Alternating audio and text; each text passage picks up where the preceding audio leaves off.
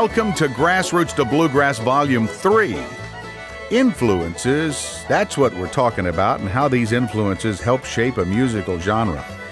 We're also talking about family, and how family is an integral part of the development of bluegrass music. So get comfortable and get ready to hear some family history and some family harmony.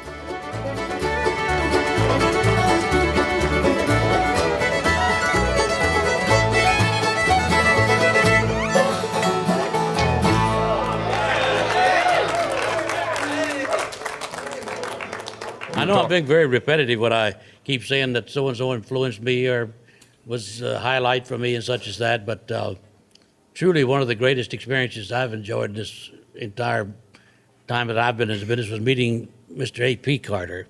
I've been influenced by their records for many years and sung a lot of their songs. And in 1947, when I first went to WCYB in Bristol, Virginia on the Farm and Fun Time, Mr. A.P. had just a 5-minute program on that 2-hour show at noon each day.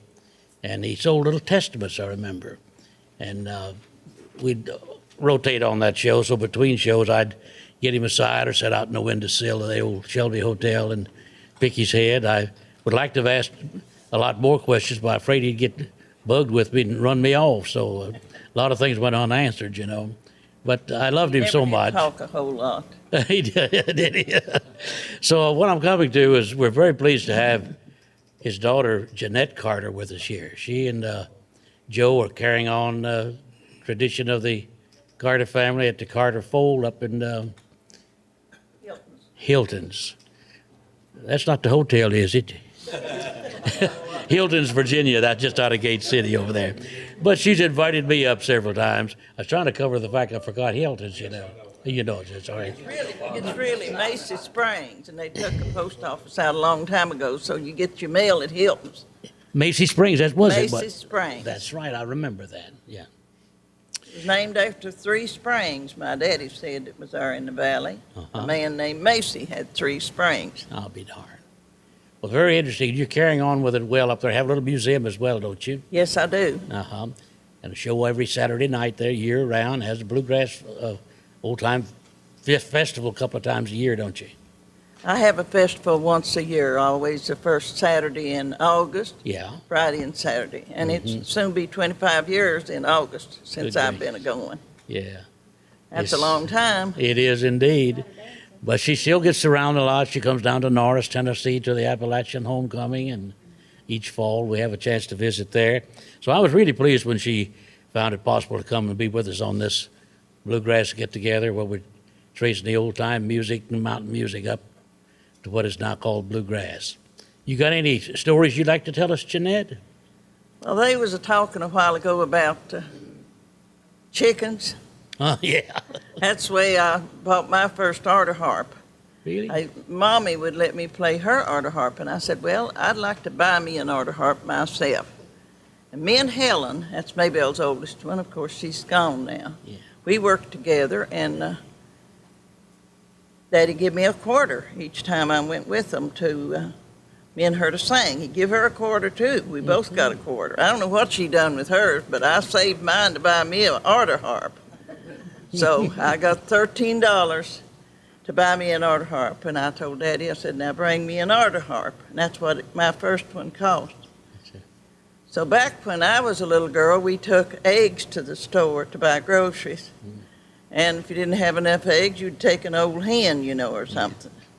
So he figured we needed chickens worse than I needed an altar harp. So he bought chickens, and I had to save all over again for my altar harp. But you showed him you finally got an altar harp, didn't you? I finally got one. That's interesting. Yeah. Hey, Mac, I finally got an altar harp. When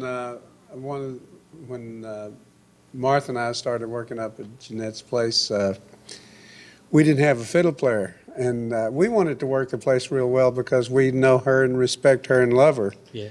And we wanted to work the place pretty much. And then, so I said, well, but we don't have a fiddle player. She says, well, y'all come on to work. I'll hire the fiddle player for you. So it's pretty good. And she put the fiddle player on the stage and paid for the fiddle player to work with us. So You have to have a I'll fiddle never player. forget that. Jeanette's kind of frugal too, if you'll allow me to say that.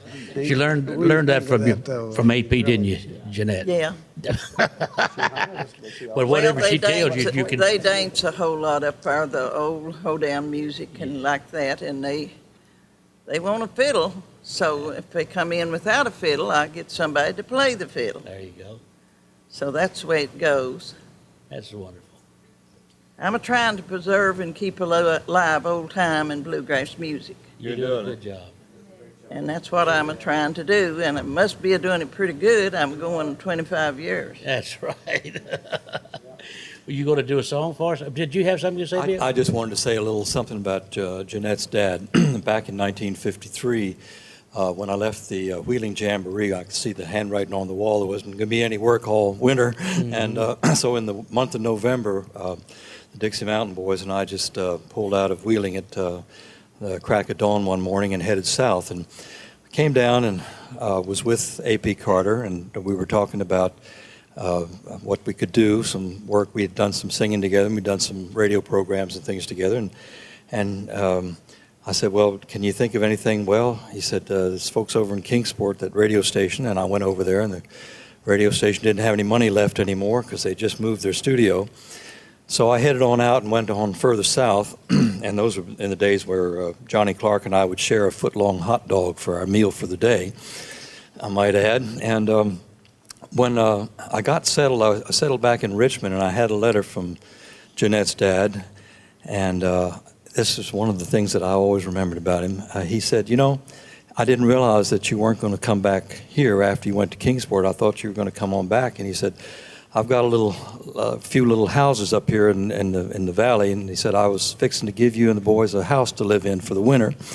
And of course, Jeanette's dad ran a grocery store, and he said I was going to just give you groceries out of the grocery store, and we'd book us a bunch of dates for the spring and the summer. And then he went on to say, you know, if you're not working and you're living far enough back here and you get in one of these backwoods houses, nobody knows you're not working. There you go. I thought that was They take your vacation, don't they? That's a wonderful story. Hey, And Jeanette, depicts. aren't you going to be over in Bristol on the 13th of March for the big thing? I guess. I think Ralph Stanley is. I know we are. I think so. Yeah. I guess she's going to be there. Well, I'm not far from Bristol, about 20 miles. I know. You gonna play one for us, Jeanette? Yes. Which one are you gonna do today? I'll do the first one that they done when they recorded in Bristol way back in 1927. I keep telling people, well, that's the year Joe was a baby. So my brother Joe works with me all the time up at the fold, or my son Dale. Most of the time I'm running around by myself. Can't get Joe to go, and Dale's busy. And Bill Clifton helps me out a whole lot. He lives up at Mendota, not too far from me, so he comes down quite often.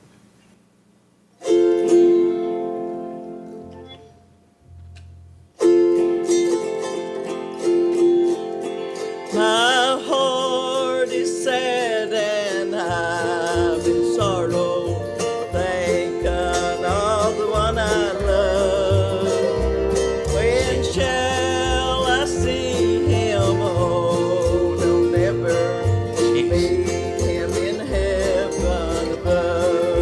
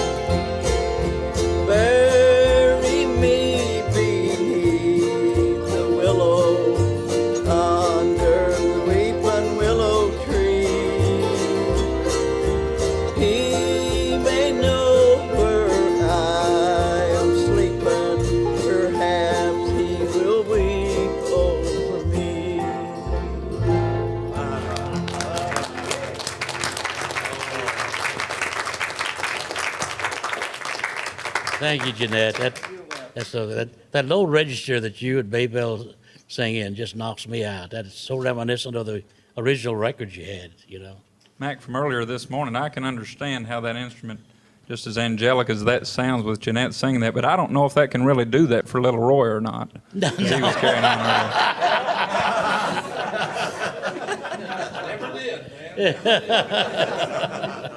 That was a beautiful match, voice and heart. Yeah, Beautiful match. it really, really is. Put a tear in your eye, it really would. It's great. Those old Carter family. I got a bunch of boys called the Sons of the Carolinas, and I'd go and do a show with Jeanette occasionally up there, and I always have her to play one. Yeah. Eddie Adcock, who was just talking there, he and Martha are going to do a Carter family song too, aren't you? Yeah. Yeah. Eddie, I've Carter known for a long family are our time. heroes. There you go. They really are. We've known Eddie for a long time, he and Martha both. But Eddie talked earlier about J.D. coming to me at a young age, working in the band, and I had to take Eddie and raise him too. I don't know. I think sometimes I was looking the wrong way. I didn't do. No, seriously, his mother was very complimentary. Said, "I've been listening to you on the radio, and I believe you take care of my boy. I want him to pick with you." So she brought him over to Richmond, didn't she, Eddie? Yeah. Yeah. I must say at this point the best job I ever had was working with Mac, and made for the time that it was, I probably made the most money I ever made in my life working with Mac. And despite a lot of these people say one of Mac's famous handshakes, I got paid probably more money than I've made till this date. Even though I make a very comfortable living now, I just must say that for the time and place, Mac paid me so well and paid all his musicians so well. And through the years, Mac and I have remained friends, and I call him my best friend in the music business because he's helped me a couple times when I was down and out, and he told me never to tell that. Yeah, blabbermouth. There's two of you here that's Do helped you me when I was remember down where and you out. brought him in Richmond, Mac? Do you remember where you brought him in Richmond to? Where you brought him the to? McBride's trailer park. To is my what he's trailer. saying. Oh. And no, I left him. remember that. And he lived with me for 3 or 4 weeks, getting started. You can't get shut of me no matter what you do. Yeah. You brought him to my trailer there in Richmond. That's Mac, Well, ain't it? yeah. What you going to sing, Eddie? I think the Go Watch and Chain will be what yeah, we'll that's do. what I- And I've always, every time we do a show, one of the statements we make that the music industry as we know it today would not be the same had it not been for the Carter family. I agree. And we do this song right after we make that statement. Go Watch and Chain. Everybody can join in on this one.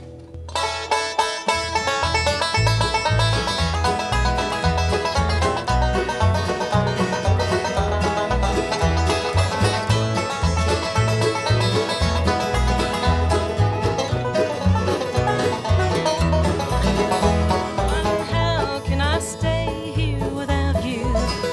I have nothing to cheer my poor heart. This old world would seem sad, love, without you.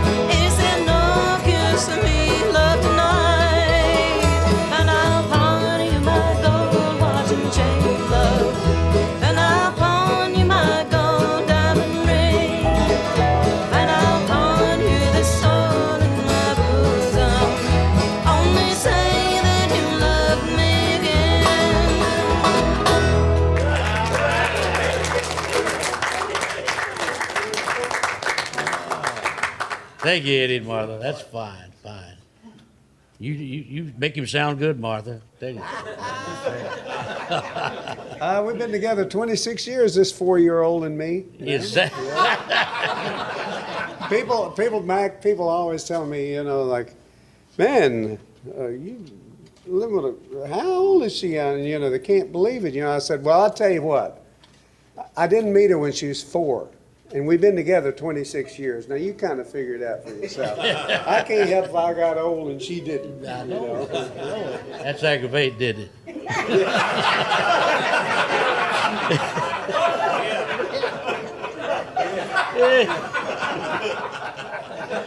Oh, going right along with this Carter family trend that we've gotten started here. Bill Clifton sitting right next to me here, and Jeanette mentioned you live right down the road from her there, Bill. We're about 6 miles up the road in a little place called Mendota, Virginia. Yeah. Right. So glad that you could come be with us today. And Me too. Bill has stuck to the old time music through the years too. First knew you around Richmond when we were there.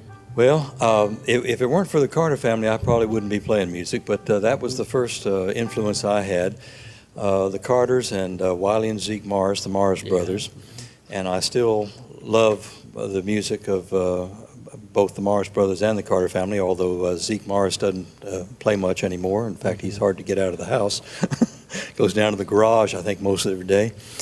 But yeah, the original Carter family was certainly my most influential reason for playing music at all. Mm-hmm. Yeah. Did you bring us a sample of that today? Well, yes. If I could get Mike Seeger over here with an auto harp, and Michael, I guess you get to have a table here, and I get Gene Wooten to kick us off.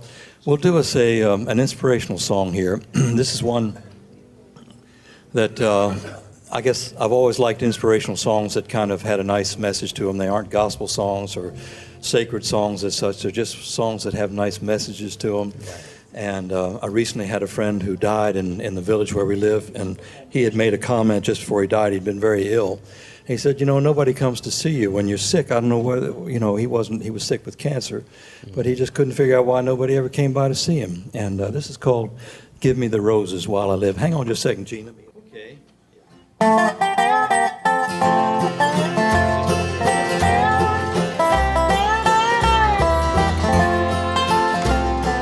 Wonderful things of folks are said when they have passed away.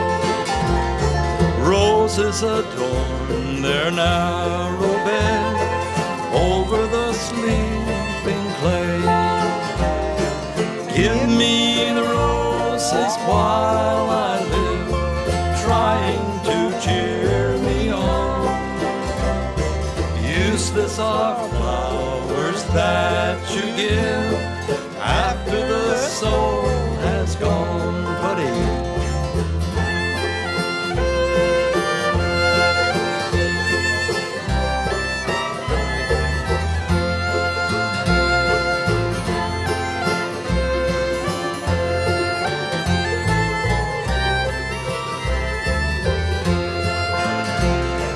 Let us not wait to do good deeds till they have passed away. Now is the time to sow good seeds while here on earth we stay. Give me the roses while I live, trying to cheer me on. Useless are flowers that you give after the soul has gone.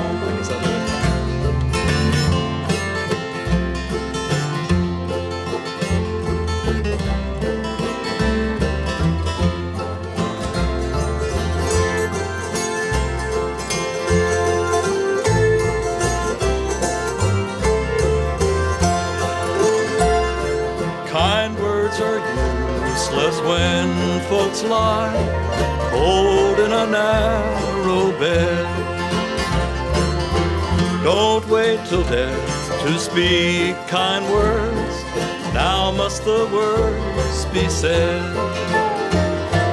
Give me the roses while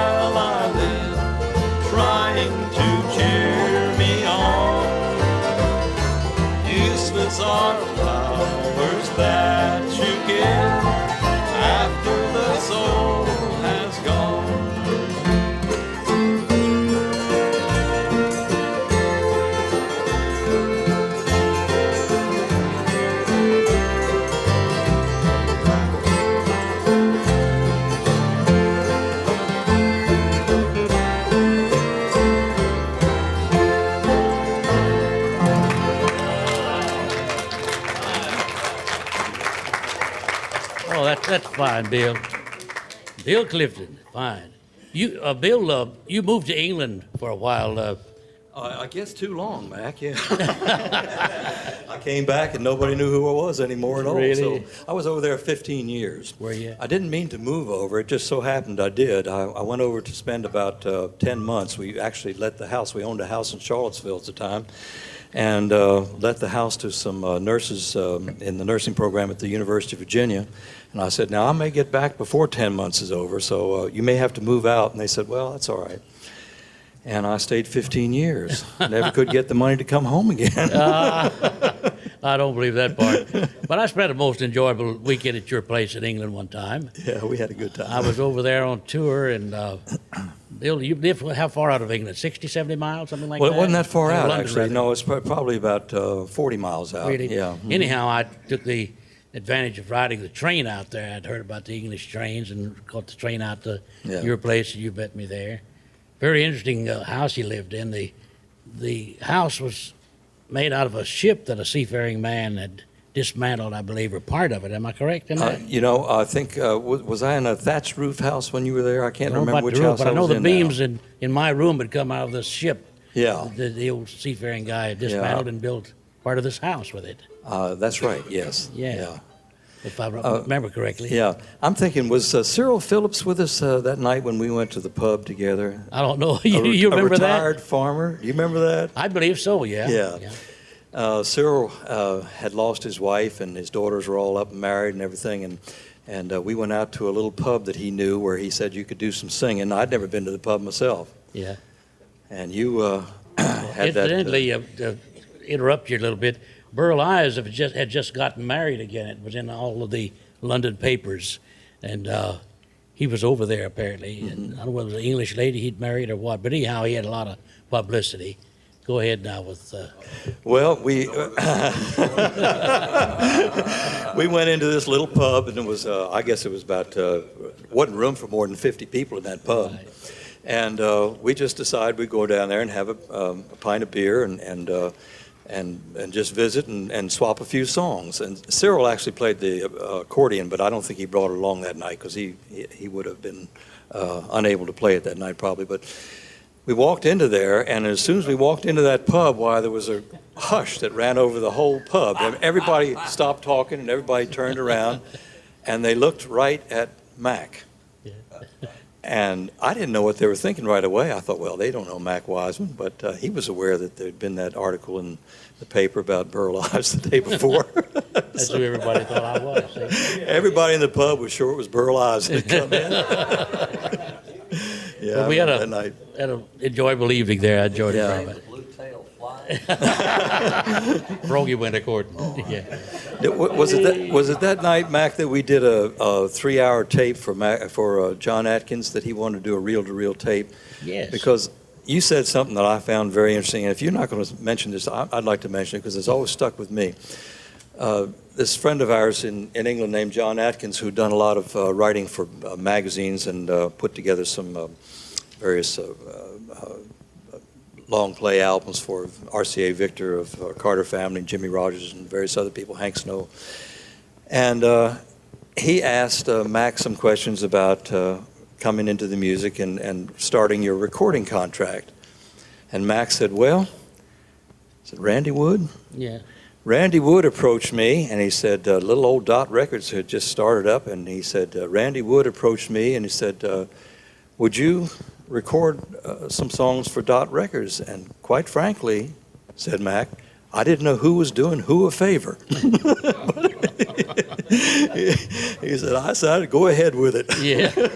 Yeah, there wasn't that many labels back then. Dot was one of the first independent labels that became successful. And I tried here now but I tried desperately, knowing that records made the difference whether you're going to be successful or not. Yeah. But I'd been turned down by every major, I guess, for some reason. But when Dot came along, as much as I wanted on record, I wasn't. Their biggest distributor was the back seat of their car, I think. But they went on to do quite well. That was a wonderful 13 years for me. Do you remember Blue Ridge Records? Oh, yeah. From North Wilkesboro, North Carolina. I had a conversation with Noah Adams one day, who was the owner of Blue Ridge. He and his daughter, Drusilla, ran the record company, and we were talking. I'd done a couple recordings for him, and Jim Eanes had just recorded Missing in Action. Or not just recorded, actually he'd recorded a year or two earlier than that. And I was talking to Noah Adams about it one day, who ran a little printing business out of his garage.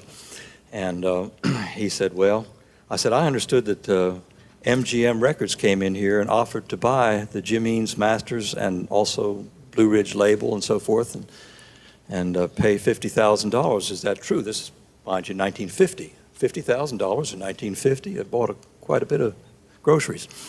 And he said, yeah, they came in here, and he said there's some smart-looking men, and they were in suits and ties, and they wanted me to come up to the hotel and have lunch with them. And I went up to the hotel and had lunch with him in his overalls. And he said they offered me $50,000. They wanted to buy the label and the Jim Eanes Missing in Action. And I said no. And I said, why did you say no? He said, well, I figured if it was worth that much to them, it must be worth more than that to me. And unfortunately, Blue Ridge made a mistake then. They could have gone on and done a lot more things. Yeah, should have taken it to run that time, shouldn't he?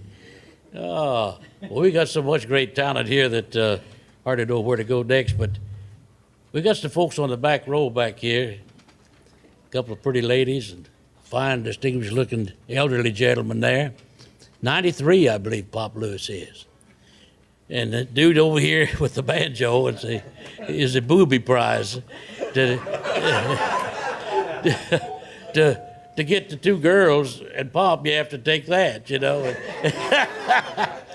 That happens a lot on Bluegrass Festival. I get Polly to come out and sing with me, but the deal is if Polly comes out to sing, little Roy has to come along. Well, I'd like to say something about Mac. Uh-oh. I'd like to say something about Mac. Over the years, a lot of people don't know who helps everybody. Everybody in here, we're all friends, and we've been playing music. But Mac Wiseman, when we were just starting up, he would book us on things, and I never will forget one of the biggest times I ever had in my life. It was a place called Shindig in the Barn in Lancaster, Pennsylvania. The Lewis family would have never gone to Pennsylvania if it hadn't been for Mac Wiseman.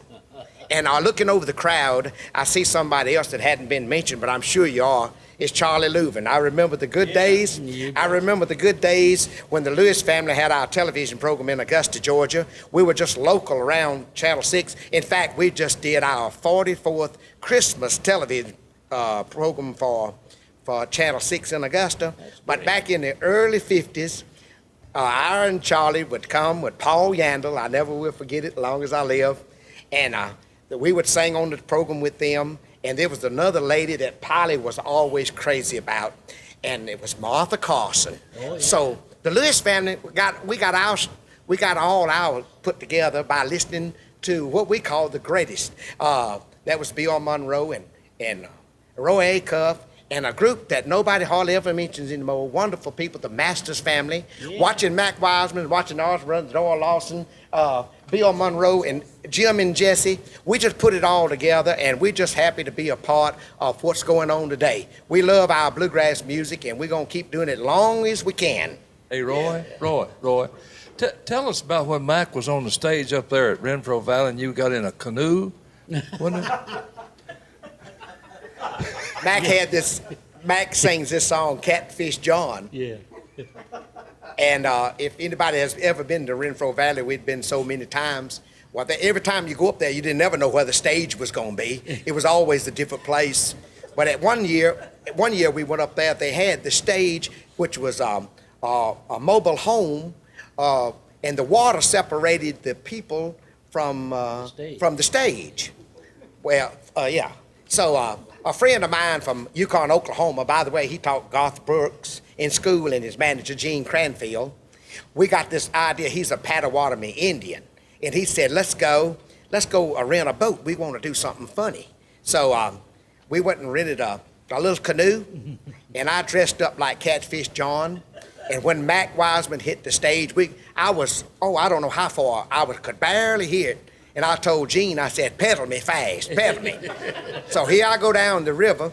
There with the boat, and he's singing Catfish John. Well, when the water was kind of swift, and as we started getting there, I started putting my hands in the water so the boat would stop. And I didn't know how deep the water. I can't swim a lick. But when I jumped out the boat, I helped my banjo up in there, and it come up to about right here. And I went up on the stage, and I was Catfish John.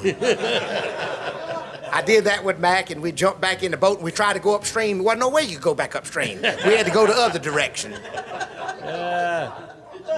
And by the way, you know, talking about Martha Carson, I remember a story, what happened one night. We was with Ira and Charlie Louvin over in Greenwood, South Carolina. You remember this just as well as I do.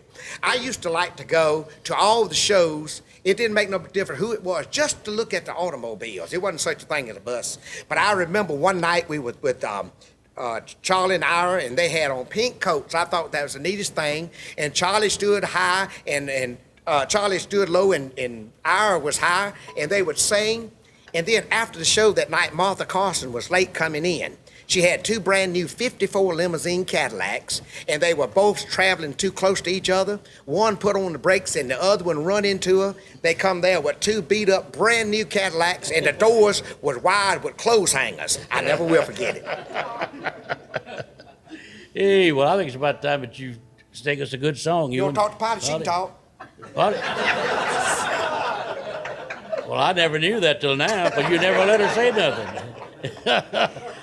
Talk to us, Polly. Okay, Mac, when they were talking about Melvin and those were talking about when we first started a long time ago, well, back in the early 50s, we always rode in the old worn-out limousine cars to hold all of us because there's about 8 or 10 of us, you know. And finally, there's 9 of us. Finally, we got our first bus in 1960, and it rode so rough that Mama would always make us sandwiches, fried chicken or something to take on the bus. And this one Sunday, she made a whole bunch of boiled eggs. And the bus rode so rough that we couldn't keep an egg on our plate. They would keep rolling off. And we would, try to find a bargain on straws to drink out of, because you couldn't dare hold a drink up to your lips. It would crack your teeth, so we had to drink out of straws. They've got a cure for that, Little Roy. I think they call it shocks.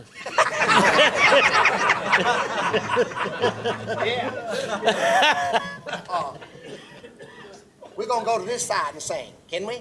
You going to leave? Oh, we're going to go over here. I want to go, I want to be with the #1 band over there. Oh, McCoury band. Well, I guess I'll have to dance while you're going over there. And I got a special friend over there that I want to talk about right quick.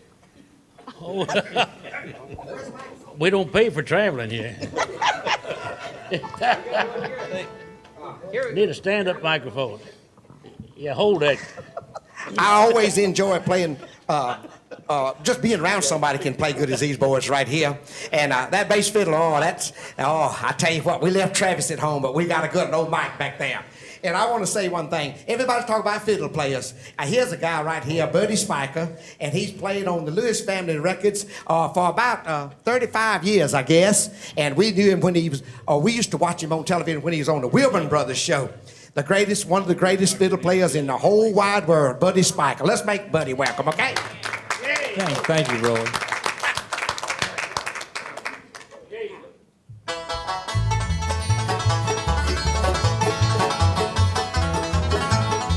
I'm a home prepared where the saints abide over in the glory land. And I long to be by my Savior's side over in the glory land. Just over in the glory land, I'll join the happy angel band over in the glory land. Just over in the glory land, there with the mighty host I'll stand over in the glory land.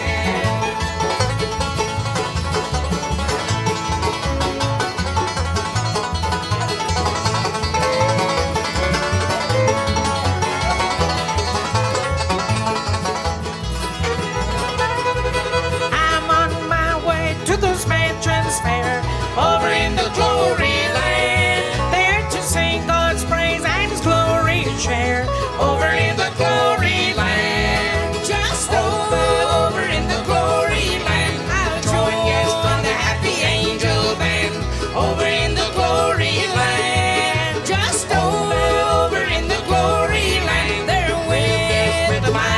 host I'll stand over in the glory land.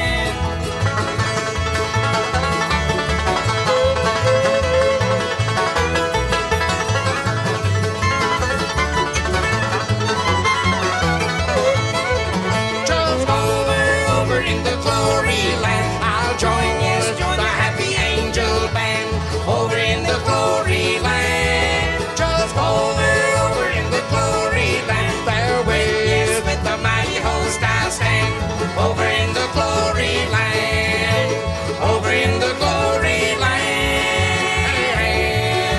over in the glory land.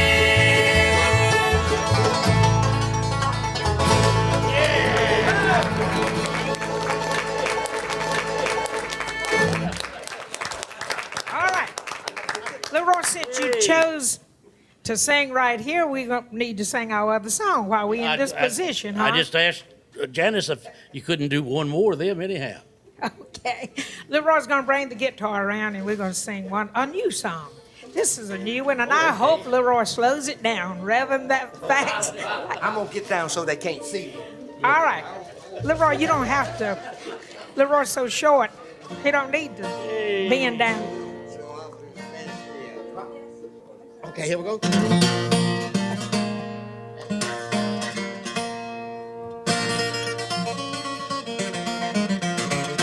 I don't know when I go, but I'm ready.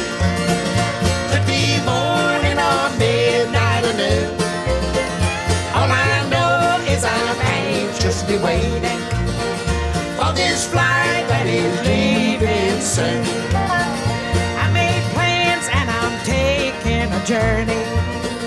Why don't you come and go while there's still room?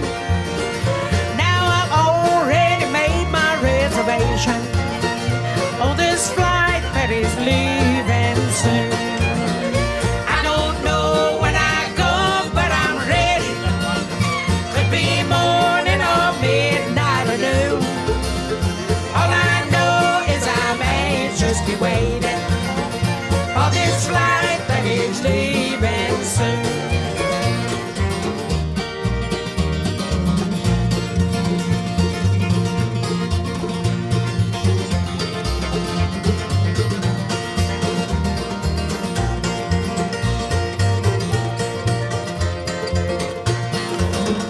I'll be gone when I hear that last trumpet, with the bride waiting down for the groom.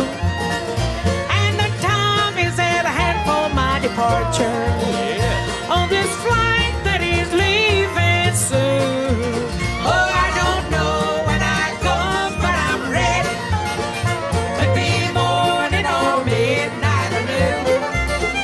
All I know is I'm anxiously waiting for this flight that is leaving soon.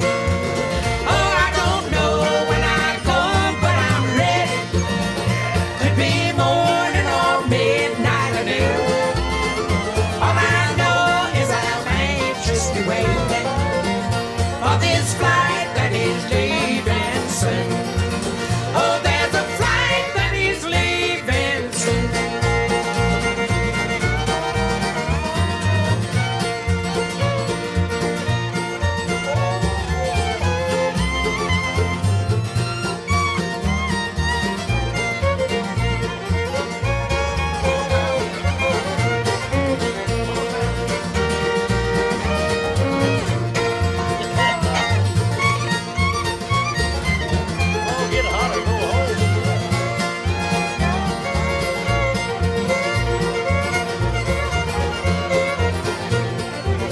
Oh, there's a flight that is leaving soon.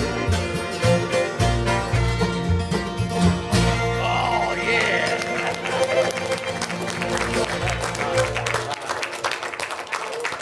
Oh, the fabulous Lewis family. Those folks are a double threat. They do the bluegrass festivals and do a lot of the gospel sings, and just a fine group of folks together. Play more dates than anybody allows. Yeah. Yeah, John? I'd like to go on record as saying, and Roy knows about this, that I have it in my last will and testament that when I'm laid out that I want the Lewis sisters to sing at the end of my coffin, and if I don't straighten up, it's all right to close the lid. Yeah. Well, I'd make the same request if I didn't have to take the banjo maker, you know. He'd come along too. Yeah, okay. Oh, that's wonderful. Thank you so much. Glad you could be here. I think while we got the microphone set front and center up here, we ought to call on Jim and Jesse to favor us with a little tune here. If you fellas want to do it up or do it wherever you want to, Jim, I don't care. Do it sitting there. I was going to let Little Roy was going to take Jim's place, I thought. Thank you very much. You'll have to, if you can get Little Roy to leave, I'll come over there. I'm not going to get any closer to him. Well, we work a lot with the Lewis family. In fact, we followed sort of the family tradition before we started in the music business. We always listened to the Carter family. In fact, the first show we ever saw, the Carter family came to our community between St. Paul and Colburn, Virginia, and played a little schoolhouse there. I always remember that. Played by the lamplight and everything. Yeah. And we've played a lot with the Lewis family. Of course, I was talking about Charlie Louvin a while ago. We started out about the same time, I guess, that Charlie and Ira did. And me and Charlie's got a lot in common. Really, we've got two tender singers to deal with in our career. You're really blessed, aren't you? Well, we had to separate one. We've been singing about over 50 years now together, and Sonny, you're sitting off close to Bobby there to be applauding that. Got the same thing going. Yes, Sonny's there. Me and Jess have got a lot in common, Charlie. You know, I thought we had an understanding before we came down here that I wouldn't tell nothing on you if you wouldn't tell nothing on me. I ain't told nothing yet. You really want to do it here? Okay, I don't know. I feel pretty good right here. We don't always got the seat warm. Little Roy was telling some pretty good things on you there. You didn't know it since we've been here, because Jim and Little Roy, they got a lot of things going. They against each other all the time. That's ridiculous. That's right, Little Roy. You set the mic up for him. Set that up like that.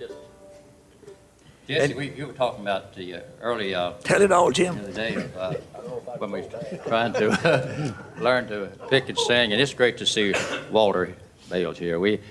I used to. They were on Huntington, and you had an evening show, and I'd almost run home from school every day, and I'd turn the radio on. I could get you the Bales brothers from Huntington, and we learned a lot of the songs y'all wrote back there. And people like you are our pride and joy. Listen, we're thankful for all the people here. That thankful for the opportunity to get to be part of this. I just think about how blessed everybody is here. I thought I'd come in here and maybe we'd see a bunch of wheelchairs. Mine's parked right outside. Yeah, I left mine at the house.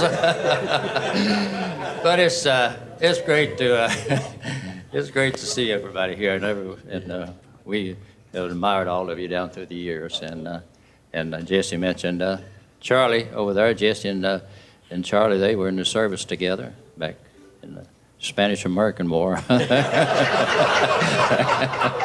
tells it all the time, Charlie. That's the only one we lost.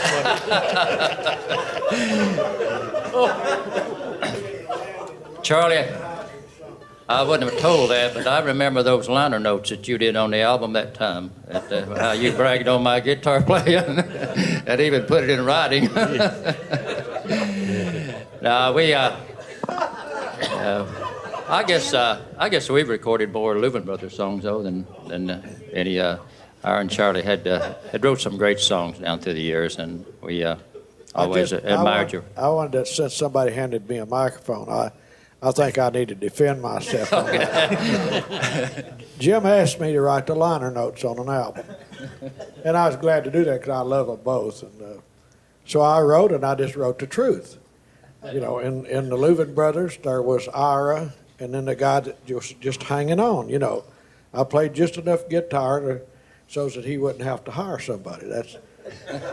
Jesse's, Jim's in the same position, and I said that on the back of the album. And you know, he's had it in for me ever since then. It's the first time he's got a chance to break it off.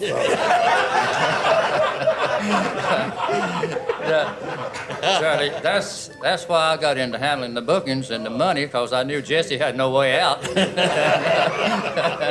So, you know, if you can control that end of it, you're pretty safe for a time being. And then Jesse got the cross wiring the bus. Yeah, I tried to wire the bus the same way I played the mandolin. It didn't work too well. Yeah, tell them how we started when I played the I don't know mandolin. if my mic is on or not. Am I coming through okay? It's on. I hate to be talking here and not getting my part It's through. on too much, really. I've been trying to get my part through for 50 years now. Tell them how I started playing the mandolin and taught you all that cross picking stuff. Jim came out of he came out of the Army in one of those world wars, and that's and old now. You can't tell that. I was trying to play guitar with another band, and in fact, my first job was playing electric guitar. It didn't take them long to That's solve that problem. Bill Monroe had electric guitar one time, didn't he? But and Jim, he come out of the Army, and he saved up enough money in the Army to go to a pawn shop somewhere and get a mandolin. I said, "Why are you going to do it that?" And he said, "Well, I'm going to learn to play it, and you playing the guitar." So we tried it a few times, and I slipped over when he wasn't looking, got the mandolin, started working on it, and he's been telling me what I could do with the mandolin ever since.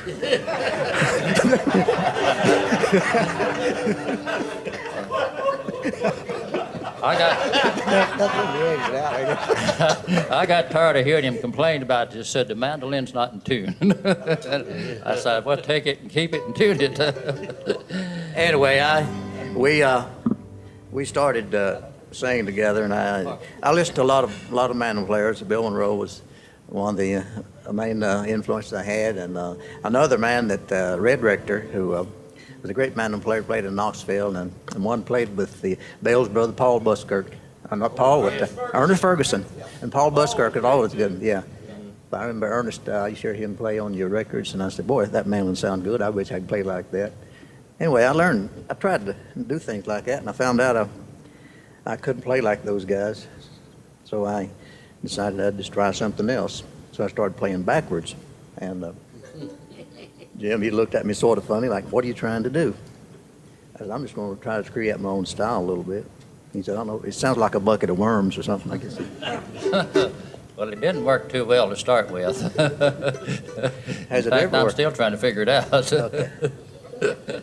Well, we are grateful for all the people that's here and glad we could live to be a part of this. It's probably a one-time thing. You never know if we'll all get together again or not. We're thankful that we could see people we grew up listening to and had so much influence on us trying to learn to sing what we love to do. And of course, our grandfather, we talked about the Bristol sessions. He played a fiddle tune on the Bristol sessions in 1927, and we're real proud of that because I finally got a copy of that a couple of years ago and got to listen to how he played fiddle, you know.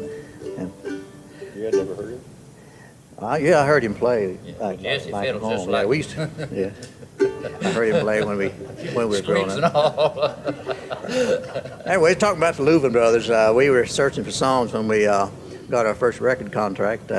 We was up in Kentucky, and I was sitting in a hotel room there one day, and I was trying to get something going, and I sat down and wrote about a letter to every record company I could get the address from for the radio station, and yeah, I got some answers for some of them, but they didn't understand what I was trying to say, I guess. Of course, nobody never has.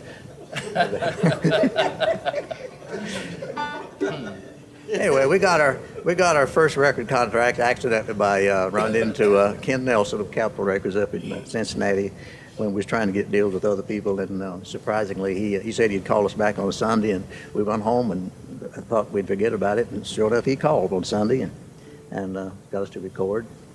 And we had got a song from Fairleigh Holden of the Holden brothers, who used to be over in Renfro Valley.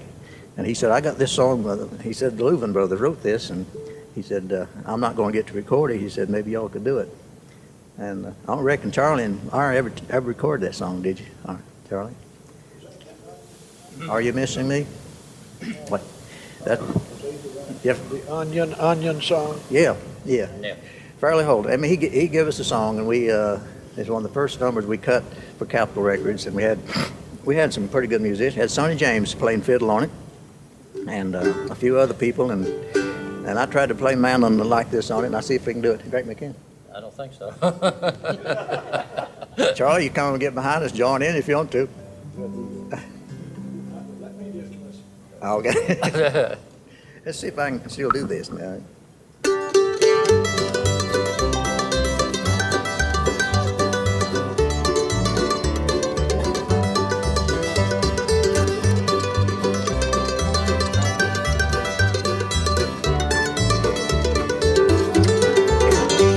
The day that I kissed you and told you goodbye, your lips told me that you would wait. But your lips deceived me and told me a lie, while your heart was sealing my fate. Are you all alone with a memory? Now that I am gone, darling, are you missing me?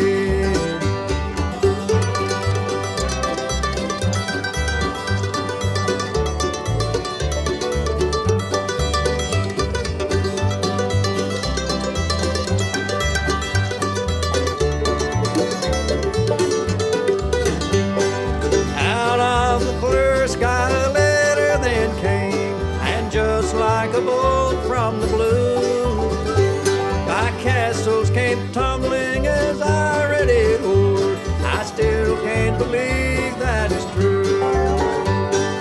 Are you all alone with a memory? Now that I am gone, darling, are you missing me? John.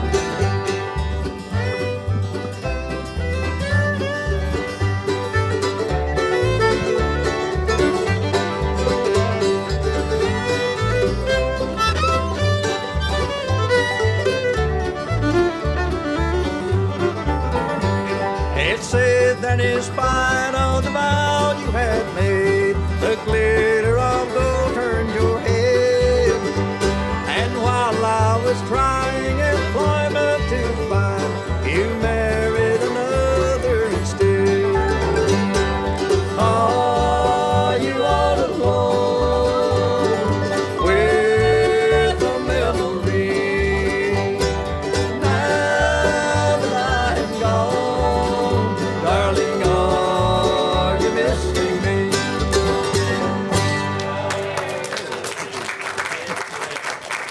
Thank you, Charlie. Appreciate it. Doesn't get any better than that. These fine fellows, as well as wonderful entertainers, every once in a while we'll be booked on the same festival, and I'll tag along, ride the bus with them on the short hops, that is. Well, Mac, I'd like to say one thing. We play a lot of festivals together, and one of the highlights of my playing is when I get to stand behind Mac Wiseman and play backup for him. Well, you do a great job. He does things that he don't realize what a practice session you give me. Thank you, Jesse. Thank you very much. Very complimentary. That sounds a little bit like it, don't it? Brotherly love and brotherly harmony, two of the strongest things around. On Volume 4 of Grassroots to Bluegrass, you'll get to hear Mike Seeger play a unique banjo as well as a tune on the Jew's harp. Mac Wiseman and bashful brother Oswald will be rendering a tune, and Charlie Louvin and Del McCoury sing a couple of toe tappers. But first, watch as little Roy Lewis attempts to figure out how to play a gourd. What was the first banjo you ever had? How old were you? 6. 6 years old? What was it? I still have it. It's still no have it? name on it. It's just an old piece of junk. And Dad has sewed up it had a head on it like this. Uh-huh. And right now I have it. And he took a needle and thread and sewed it up. And the Stitched thread, up a hole in it? And the thread is still in it. I have it at home. And then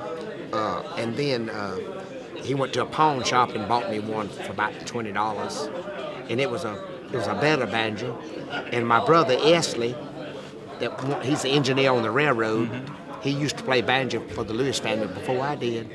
And he went off to Fort Sill, Oklahoma in 1951. And he had bought a Gibson RB100. And last thing he told me, don't be playing that banjo. Well, the dust hadn't even settled. He hadn't got out of the house. And when he got back, you know, these old heads, you couldn't clean them. Yeah. And it was all a mess. And when he come home on his first furlough, he said, you can just have it. I'm going to buy me another. So he went back to Oklahoma and bought another one. He sure did. Oh, man. I just a nut over banjo. Hadn't got out of the house until you had that. Oh, man, you'd have to play a Gibson. You don't want to play anything else. You know, it's something about it, you know. It looked like if Gibson is wrote up there, it looked like it's supposed to be better, you know. You know. They make some fine instruments. Yeah. They sure do. Man, I ain't never seen nothing like this, but I have now. Wonder what this is for. Wonder what this is. I'm guessing all that's just decorative. I mean, you know that's... Hey, maybe that may be the bend notes. I can't find nothing down here, though.